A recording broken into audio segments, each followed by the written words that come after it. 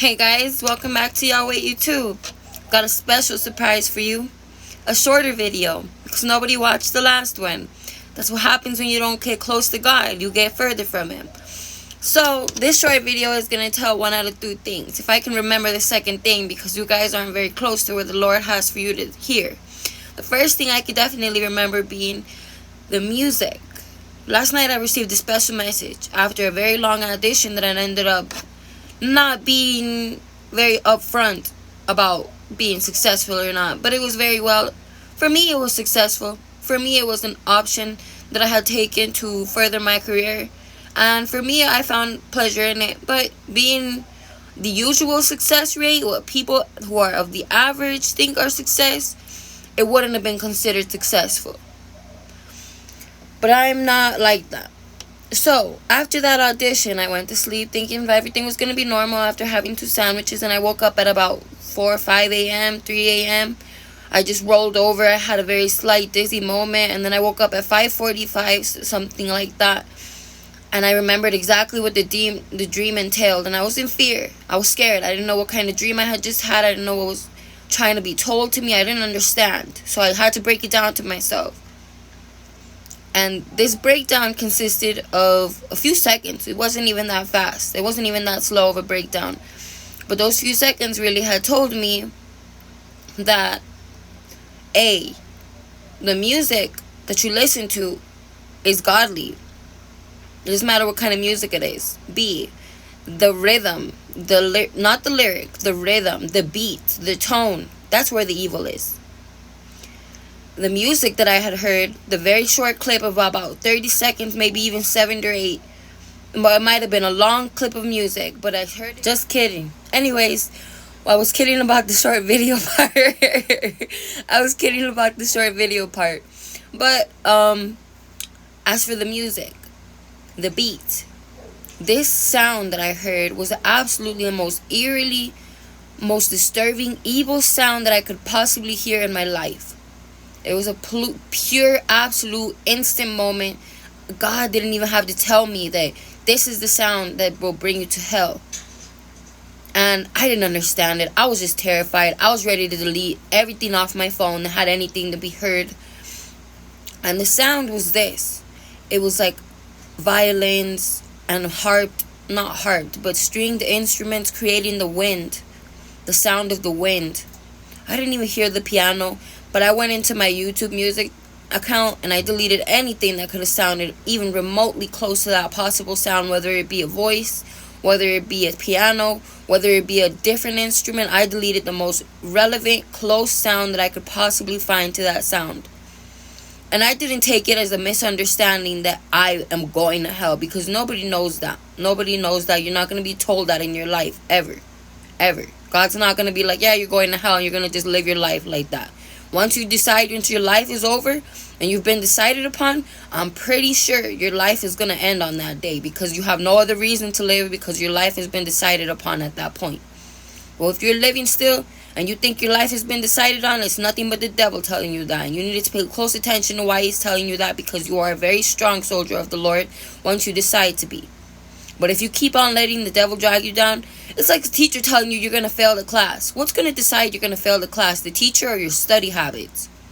Because if you study your whole year, are you going to fail the class? Because the teacher's telling you they're going to fail the class? No. If the teacher tries to fail you at the end of the year, the teacher's going to get the same treatment that the devil is at the end of your life, and they're both going to get fired, you know? It just doesn't work like that. You study, you ace. You ace the test. You ace the class. You don't study, you listen to the teacher. You're like, she's going to fail me. You're like, she's going to fail me. You're like, she's going to fail me. You're like, I might as well not even try. You're like, I'm just going to give up on this now. Guess what? You messed your soul life up. You did that on your own. You didn't pay attention to what your heart was telling you, what your mind could have told you, what an intelligent person would have done. You gave up. You let it go. You left things behind, such as your class, such as your salvation, such as your life, such as your eternity in the kingdom of heaven. Now, is that a good idea? If you are applying to be a bachelor, master's degree, and doctorate degree in something important that you're gonna be lifelongly dedicated to, like your eternity, are you gonna let the professor tell you you're gonna fail the class? You're paying all this money. You're going through things. You're not gonna get out of here without having to pay for something. It's either gonna be paying for your success rate, or you're gonna be paying for a failure for the rest of your life. Are you really gonna let one professor, might as well be the whole actual director of the community college, university, whatever, you're gonna let that one person tell you that you're not gonna make it, and then listen? No, that's not what to do. That's your absolutely opposite of what you should do. When somebody tells you stuff like that, it's like people who are famous and people who are successful and people who are rich and people who make money every day. You think people aren't telling them every day that they can't become anything more than they already are, and their lives have been worthless? You think there are people that are not getting all these messages that are negative? God, on the other hand, God is like that really nice counselor that nobody pays attention to, but very few people. And then you see those people and you're like, wow, their lives are so great. They're always in the counselor's office smiling and laughing. They're always having a good time. They're always making all this money. They always have a nice car and a full tank of gas. And you're like, why can't that be me? Because you don't go to the counselor. You don't talk to God. You're not asking God what to do. You're not telling God to help you. You're not giving God the reason and the ability and the closeness to Him for him to understand you, so He can proceed into giving you the life you need. And I don't say need. I don't say want. I say want. I say need. Because at the point of our lives, there should be a time that we realize we need better than what we have. And if you don't think that, you need to be paying close attention and reevaluating all your mentality, because something is definitely wrong. There's a life that we need and there's a life that we want. Sometimes the life we want looks like the better life. It's not, because the life that we need is the best life that it has for us. And the life that we need can only be provided by the one Lord, our God Almighty. And once you accept that fact and you get working on that path, you move forward one step, and that step could be a whole new lifestyle that you're getting close to. But you need to take one decision, and that decision is to start today. Start today, start tomorrow, start this instant, start in 15 minutes, start whenever you put the book down, start whenever you finish the dishes, start whenever. But the promise starts when you do. And when you get that path and you change your life, that path, that first decision changes your life. It changes everything for you, because I guarantee there's something nobody can take away from you but yourself. There's something nobody can ever cancel for you but yourself. It has to be deep and rooted in your heart for you to cancel that for yourself. You have to really give up on yourself. So, like I was saying, we were talking about God, not giving up, and where your faith lies. Where your faith lies is something that nobody can ever pinpoint. But they're always going to try to find every area of your life where they can take it away. That's a very important subject. It recently happened to me, actually. Let's talk about that. It's not one of the other things I mentioned. It's been 2 days since this event occurred, and it's changed the course of my life, because I, as well as everyone else, can never put anyone else's condemnation, more importantly, prioritized than my own. Ever. It's when your faith doesn't stop, but your path changes. You have to make certain decisions, whatever they may be, to change the lifestyle and change the tactics and change the strategies you were using to ensure your safety. It's like being in the army. It's like being in the war. Once you are endangered, you can't just go out to war on the front lines anymore. If people recognize you, people are going to be doing specific things to just you, to kill you, to have you ended, to have you come to your ultimate fin. That's not what you're not about to just go live the same get lifestyle. You're from day to the next, you change your entire strategy, you change your entire motive, you change your entire possible decision making skills. Everything changes. Now what happened is that I had gone to go visit my dear cousin who had just had a baby girl about 2 days ago on a Sunday, when I had posted all day she was in labor. And the next day, I decided it would be a great day to visit her. I called her dad the evening before, my uncle, and I was like, I'm going to visit you guys tomorrow. And everything was going according to plan until this happened. This the next day I woke up, like I was saying. The next day I woke up, cleaned up, got my stuff ready, and got on out of here. I got there at about 10 a.m. First thing I did was eat breakfast, clean up around my abuelita's house, just like she had asked me. Well, just like I had offered for her. And then I went to go to a flea market. Here in Mexico, I do have the habit, I will say, of smoking cigarettes. And vape pens, such as nicotine vapes, are actually illegal here in Mexico. Banned from all stores and premises. I almost purchased one, which was mildly weird because later on throughout the day, after stopping to buy some wine and stopping to buy some assorted nuts and stopping to get some tacos, preparing for a date, I even bought some clothes. This is the clothes that I had bought. I bought this dress and this shirt. I was going on a date. I dumped him. We're never talking again. Because I saw that he, as a Catholic, was not as invested in the Lord as I was, and that was affecting me. We're going to speak on that a little later as well. So the police, on my way home from tacos, the last stop I had made for the day, had stopped me. There were 3 police trucks on the block, all looking at me, and I was just wondering, something may be going on, but it was me, because I was preaching the word, and everybody was like, she must be on drugs. Right. That won't change nothing. And they stopped me and suspected drugs, which was crazy because I'm not. So they searched me and asked me and interviewed me, and everything came out fine except for prescription medications that I need for my mental illness. And they said that they could have arrested and detained me for that. Arrested and detained. I had a prescription in my phone and a picture, and I had a picture of my ID from Texas. I didn't have anything else, but I had a picture of both of those things, and I didn't have anything wrong on my phone, which apparently on some occasions in this country, they check your phone, and they make you unlock everything that they have to check. Everything that can come to mind for them to check. Messages, deleted pictures, anything you can imagine on your phone, whatever you see, whatever you can have. Well, they said they didn't arrest me, but they let me walk, and after that, after trying to save people's salvations and prevent people from going to hell and being accused of being on drugs on the street, well, my life has changed. No longer my responsibility. Now it's on your head. Whoever decided that was a phone call that they needed to make. Whoever decided that they don't need to care for anybody's eternity, and their eternity can be wherever they can be, that can be your responsibility. That can be upon your head, and you can get as deep as you want with that. However many people are out here, that will not be the only change I'm making. I was once on a path to try and get more money into the system here in Mexico. I am no longer on that path. Now my path is leading me to bringing the money from Mexico and reverting it, investing it back into America.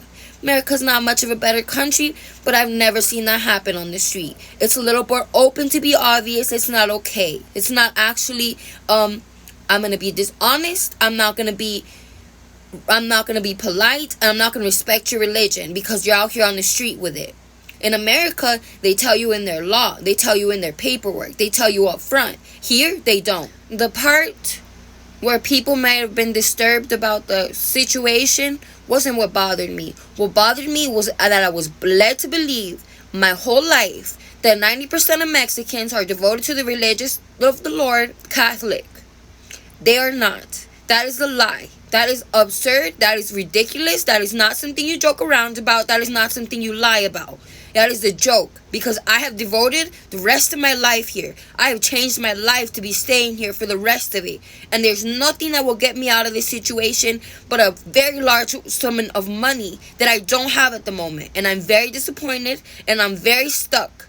And that will change one day. And people will pay for that. And there will be a genuine amount of consequences coming from the Lord himself. And I guarantee it will never come back to the place it used to be. It will never come back to the original matter. Ever. There is no turning back from that. That is it. Because after that, you know how I slept? I didn't sleep. My sleep was if I had taken a bottle of vodka, chugged it like it was water, like I tasted like Clearstein water, and then just rolled over and went to sleep. And I didn't open my eyes. I couldn't get up out of bed up until daylight. And it was just sickening. It was a sickening feeling. I had been in a horrible, terrible mood all day. My mother hadn't felt well either. She just wasn't paying close attention. She was disoriented and couldn't really acknowledge what had happened. I had to leave my abuelita's house. I couldn't visit my cousin's baby. I couldn't do any of that, which was severely disappointed. This all happened at the so-and-so colony labeled as Las Aztecas. This is the colony well known for its crystal meth smokers. What hurts me the most is that I actually used to do drugs. And you would have never seen it on me. And I used to transport drugs, and I used to transport drugs across the border. I've transported drugs back to the border. I've driven back and forth from the border at least once in my life, and never in my car, never in my own car. And that's fine. If you would have caught me back then, it would have been obvious, and that would have been fine. But if you're going to accuse me, a rehabilitated drug addict, of doing drugs, having drugs, anything regarding drugs, while I'm preaching of my good Lord, because it's so ridiculous that you may believe that something like that may exist and be well with me, I have another thing for you, buddy. My little friend, Jesus. He's a man, real, and he will mess your life up, buddy. He will. Because, guess what? He fixed mine.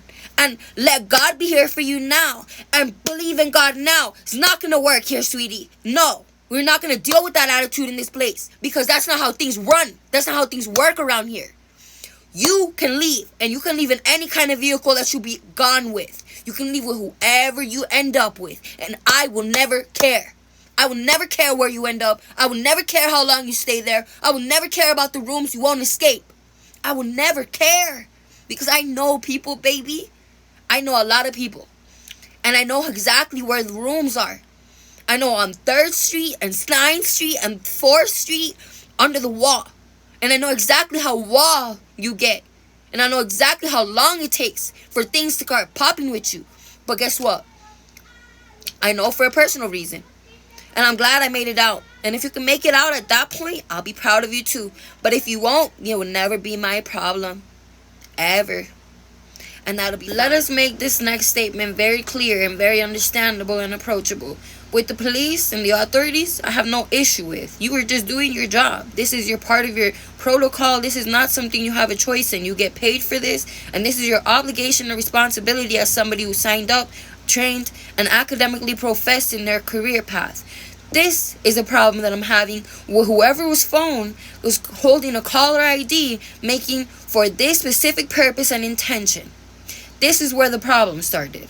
The problem started because your intention was to cancel somebody's entire eternity and future because of you and your personal reasons, your personal problems, your personal matters that don't matter. They don't matter. In eternity, when you get somewhere, that's gonna eventually end you. Because I guarantee you, nobody is gonna pay the price for you. Hopefully, and I mean hopefully with all my heart, somebody else is gonna step in and take my position where I was once. And tell everyone else about what had happened and what is upcoming and what will be and what is the future with them held for them in the case of their salvation. I hope this, I pray for this, I genuinely need this to be, because I don't know what I will do with myself if it's not. Because I cannot continue. But if your personal problems and how your boyfriend dumped you and you have nowhere to live means that someone should go to hell, I think you should reevaluate your life. I think you should reevaluate your mind. I think you should reevaluate your thinking process, because something has definitely gone wrong. Because you are to never, ever put yourself above anyone else in that matter, especially. Ever. The only matter you should put yourself above anyone else. Let us make this next statement very clear and very understandable and approachable. With the police and the authorities, I have no issue with. You are just doing your job. This is your part of your protocol. This is not something you have a choice in. You get paid for this, and this is your obligation and responsibility as somebody who signed up, trained, and academically professed in their career path. This is a problem that I'm having with whoever was holding a caller ID, making for this specific purpose and intention. This is where the problem started.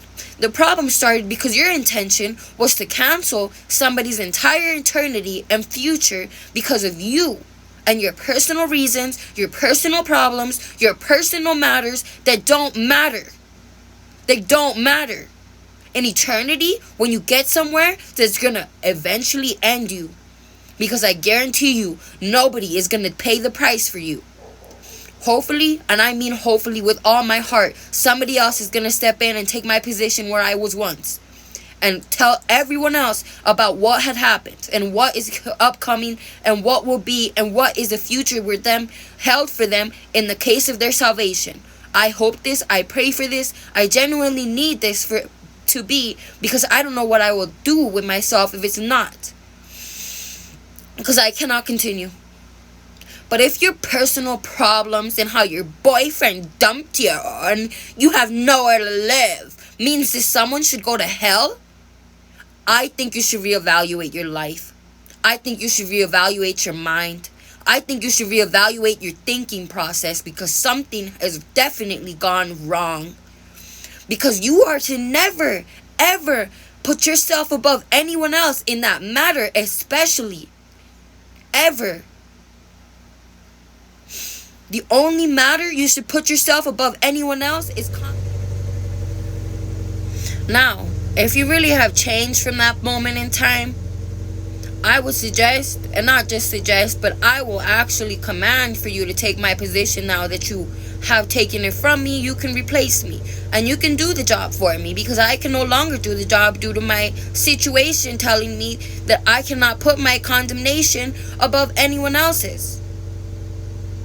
Someone else can get condemned instead of me at this point, because I cannot do that. There will not be that decision being made by me ever. And I sorely say this, and not because I want to be, but because I can no longer give you that information. I can no longer be the sole holder of that information for anyone. And that car ride back home, about 15 minutes after I got home to my abuelita's house, was the saddest car ride, because I was just looking at my driver like, I can't tell you in the world what could possibly be held in your future, and what could be the horrible end that you could come to, or what could be the greatness that you could succeed in, because of what the events that had just occurred. And that was my week. But I'm here finding a way to continue in evangelism. It will no longer be in person. It will only be online. But that's fine by me. I know there are many people here. I know that you are all just as important as anyone who would have been outside and walking around and at the mall and at Walmart and on your Uber and on the way to the store and going home. Perfectly well. Perfectly well, perfectly aware. But take that in mind. If you are still learning, if you really think your problems are bigger than anyone else's, don't get on the phone and call the police to stop somebody from telling someone else about a better future. Get on the phone with a therapist. There are so many therapists online for free. There are so many therapists in person, and you could just get a government. Greatness in life is never assured without God. There's so many people who are ready to be great. They can no longer be accepting that greatness opportunity from me, but they can accept it from you. And it will never bother me to have somebody else, especially somebody so brand new to the entire situation. It would never bother me. You're never less than me than if you're going to be doing that job. You could actually be more. If you will step up into the new opportunity, step up to the brand new plate of glory that God has just given you, and the immediate response is to just start professing the very little you know, that would be perfect. That would be more than perfect. That would be a righteous activity, a righteous possibility, a whole new door for you to open into a brand new place that you can never imagine yourself coming back from once you step in. But if you don't want to step in, be prepared for the worst, because it will come to you, and it will come to you in every way that you can never want and never imagine how terrible could be. That's just how the devil works. You could think that things are going to be going well for you. You could think that things are going well for you. That the things that are ready to get blown up in your face are around the corner. You're just ready to take that final step before things start getting hectic. Pay close attention to what you're doing. Pay close attention to who you trust. There's some words that are very important in life, especially if you want to live a long one. You don't want to live a long life? Well, there's a good opportunity that you won't when you're not with God. If you've never been with God, that life that you don't want to live will very soon come to an end. Very, very soon. If you've actually been with God, if you feel like you've been an abomination in the Lord's name, I can speak to you about that as well. So we have two different things to talk about. Relationships and abominations. Relationships, basically what the Lord says is if you are with somebody that doesn't believe in God. So let me pull up some receipts, because this is important and this is hard to figure out on your own, because you learn things that you don't ever want to learn if you do things wrong in this matter. If you find somebody that doesn't believe as much as in God as you do, and you're taking them seriously, this will have effects in your whole life. They're not taking God seriously. When you think something is not going to happen to you, it's going to happen to you, because the person next to you and the closest person you have to you is not God, it's them. And they're as closest to the devil as they can be. And when they're closer to the devil can manifest into them and use you and use their lives and use your closeness to get into your problems and cause them for you. That's what happened yesterday. Because I was actually on my way home to later on see the same guy that didn't believe in God and only prayed twice a day, in the morning and at night. And this is just what he claimed to do, and didn't read the Bible. And claimed to be Catholic, so that had a reason to not go to church with me. When I had planned a beautiful date at church, where my mom wanted to go to church, where she goes to church at times, very occasionally, and go to a reservation at a breakfast, lunch, and dinner buffet. Reservations in church, just like we used to when I was a child growing up. We wouldn't make reservations, but we would go to the famous Golden Corral restaurant every time we went to church, me and the family.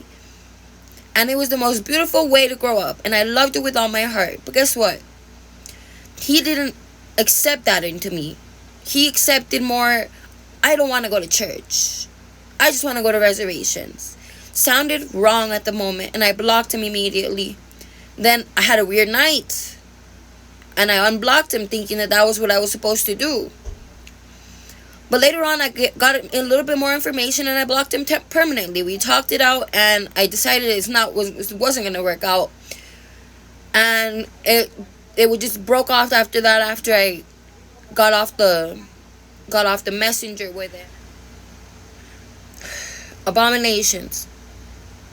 Abomination is basically what happens when somebody loses their faith, sometime immediately or maybe sometime after a tragic accident could have happened. Any kind of accident, emotional, an extreme accident. You need to work up into your own definition of what an abomination could be. Anything into the extremes where you could think this person has been changed forever from their original point. There has to be a point in life where originally they were a strong believer. Not just any kind of believer, but a strong believer. And the faith was there. Especially the people who were the strongest believers. If they no longer believe after once an emotionally, tragically big, extreme accident, extreme tragedy, this is called and considered an abomination. I have many have considered to be happened to me. I have many that have been considered to happen in my family. Different people in my family. Many different situations. And I've proved, and I've gotten my own brother, out of an abomination that I actually originally abandoned him, and I had no idea whether he was going to make it out of alone. I will personally not recommend it to anybody. It was the worst experience I've ever experienced in my life.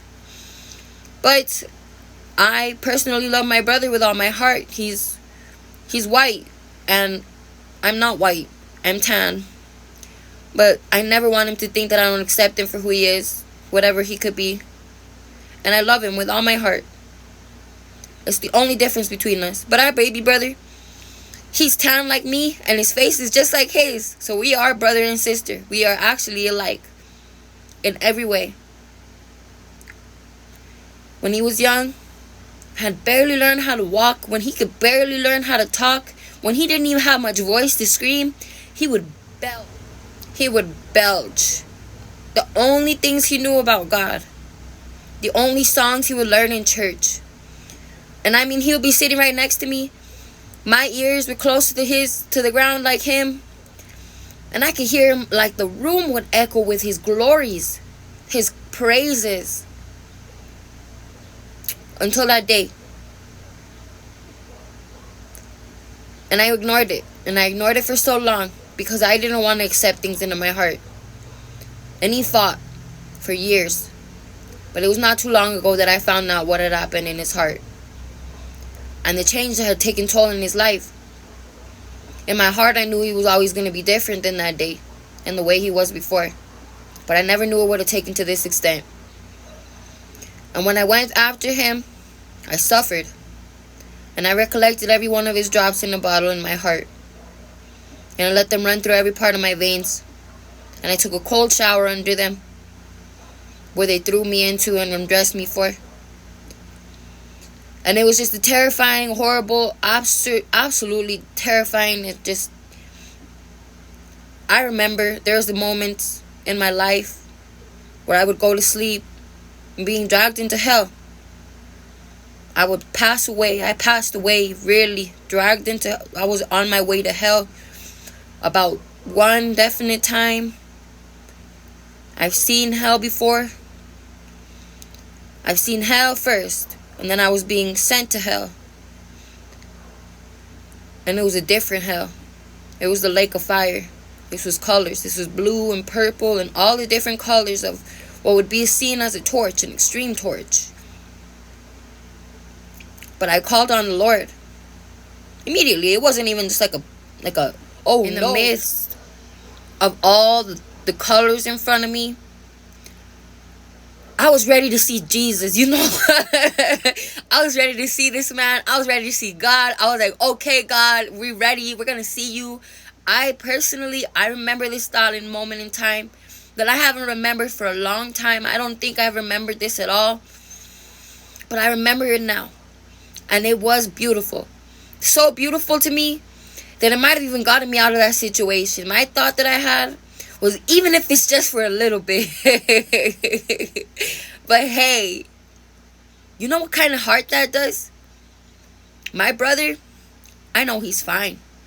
He'll say whatever he wants. He'll do whatever he wants. He'll think he's not protected. He'll be as scared as he can be. God is next to him. Jesus is right above his bed. Jesus is in the room with him, watching him play video games like, whoa, what the heck, little man? You just killed 300 zombies. Whoa, bro. He's counting every single zombie that my baby brother's killing. He's counting every single game that my baby brother has in his room, and he's reading them out. He's like, dang, this one's about the army, and this one has all kinds of helicopters and tanks, and this one you can climb walls in. This one you climb skyscrapers. This one has helicopters. This one lets you go out into the winter Alaska wilderness and the Sahara Desert. So cool. That's all I wanted from that experience. And it's what I got. And I didn't just want to pray for it, you know. I needed to really get deep into that problem that I had. Because it was my brother. My baby brother. My first friend. And so always what I'll be knowing him as. Because since I was a little kid, that's the first thing I thought. When I saw him, I was like, this little thing. In the midst of all the colors in front of me, I was ready to see Jesus, you know. I was ready to see this man. I was ready to see God. I was like, okay, God, we're ready. We're going to see you. I remember this thought in moment in time that I haven't remembered for a long time. I don't think I've remembered this at all. But I remember it now. And it was beautiful. So beautiful to me that it might have even gotten me out of that situation. My thought that I had was, even if it's just for a little bit. But hey, you know what kind of heart that does? My brother, I know he's fine. He'll say whatever he wants. He'll do whatever he wants. He'll think he's not protected. He'll be as scared as he can be. God is next to him. Jesus is right above his bed. Jesus is in the room with him, watching him play video games like, whoa, what the heck, little man? You just killed 300 zombies. Whoa, bro.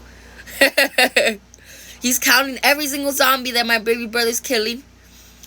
He's counting every single game that my baby brother has in his room, and he's reading them out. He's like, dang, this one's about the army, and this one has all kinds of helicopters and tanks, and this one you can climb walls in. This one you climb skyscrapers. This one has helicopters. This one lets you go out into the winter Alaska wilderness and the Sahara Desert. So cool. That's all I wanted from that experience. And it's what I got. And I didn't just want to pray for it, you know. I needed to really get deep into that problem that I had. Because it was my brother. My baby brother. My first friend. And so always what I'll be knowing him as. Because since I was a little kid, that's the first thing I thought. When I saw him, I was like, this little thing. So, just like when I was a kid. And my mom had my brother. And when that happened to him, I got as chunky as my mom was. I was just like a mini version of her. And I started doing things a lot different than I would be. And I was a very young little girl. And we suddenly had to relocate across the state. It was just a different lifestyle I chose from that point on. And it's been carrying on ever since. And it's never ended. And I don't think it never will. But yeah. I'll put my hands through fire for you. And I did.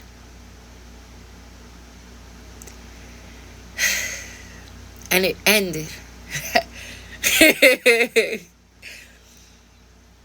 So I'm ready. And I know for a fact it's an abomination.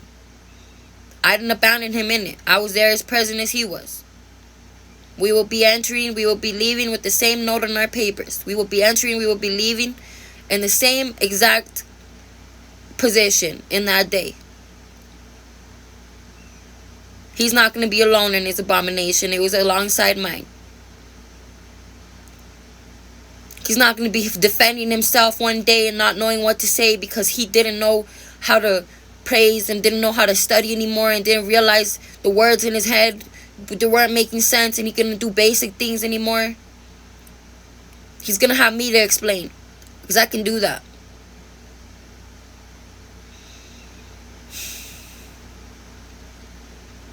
It was beautiful. In the end, after all the pain was over, suffering, that's when I started getting different. You know? Everything was just different. I want to get... It was actually located in San Diego, California, this current events. I was a young little girl who had just won...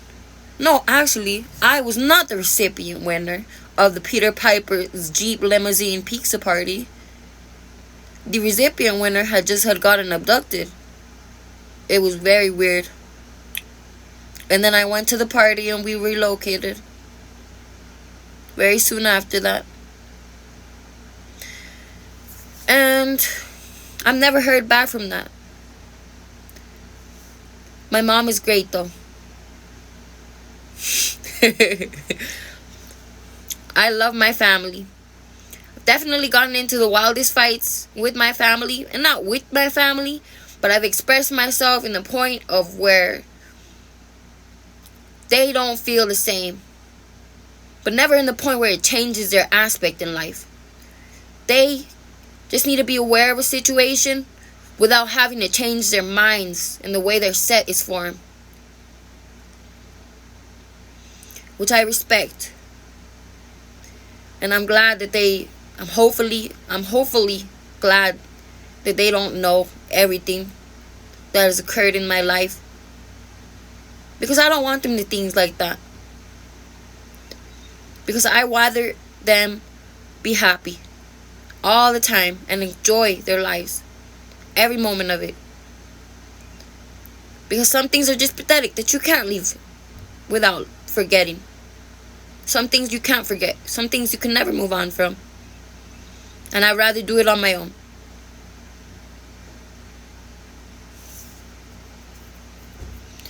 Family is important to me. And I don't just mean blood family.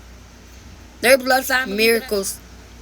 Family isn't always tested to be blood. you know? But you could just tell when family is blood-born family, you know? It's just gonna be different. You get there and you feel like you're at home. You're home, you know? You're not at your friend's house. You clean it. And you're not cleaning with a bad attitude. You're cleaning like, yeah, I'ma clean, whatever. I guarantee you I'm not gonna be at no friend's house cleaning your house, bro. You're my family at that point. We will never be friends if I'm cleaning your house. If I clean your room, we are not friends.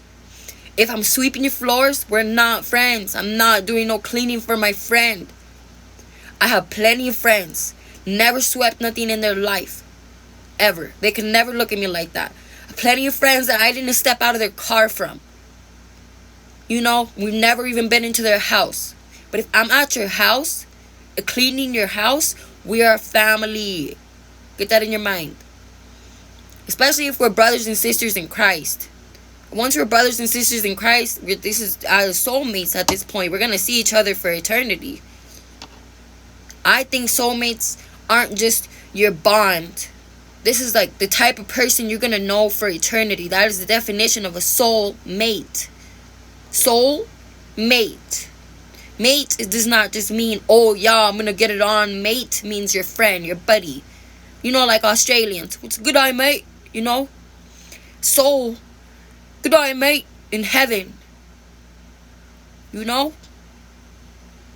I just learned that myself just now. So, I hope you enjoyed this whole video. We're going to keep uploading. Anyways, check back to Yahweh YouTube.